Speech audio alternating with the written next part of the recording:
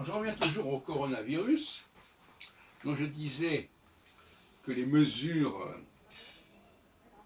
barrières, les gestes barrières, dans le déconfinement, notamment dans les transports en commun, je sais que j'ai parlé beaucoup des transports en commun, mais c'est un sujet inépuisable, si on peut dire.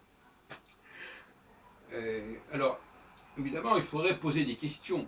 Il y aurait vraiment une enquête à faire. Je ne sais pas si c'est fait. Par exemple, il faudrait que quelqu'un aille dans les wagons, dans les autobus ou dans les wagons de métro, les voitures, et demande aux gens pourquoi vous êtes installés là, alors que c'est marqué qu'on ne doit pas s'installer là. Le siège doit être laissé libre. Alors, il y a ce genre de réponse qui est.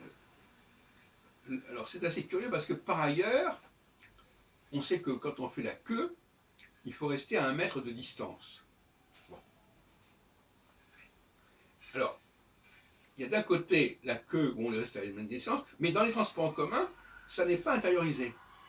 Par exemple, imaginez que là, je suis à ma place, là, sur un siège. Normalement, il y a un strapontin derrière moi. C'est marqué sur le strapontin, ne pas s'asseoir. Il y a un signal en rouge, etc., on ne s'assoit pas. Mais la personne comprend qu'on ne doit pas s'asseoir à côté d'elle, mais elle ne comprend pas qu'il ne faut pas s'asseoir derrière elle.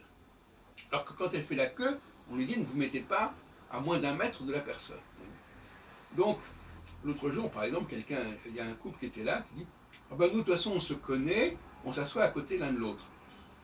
Sauf que derrière, ça posait un problème.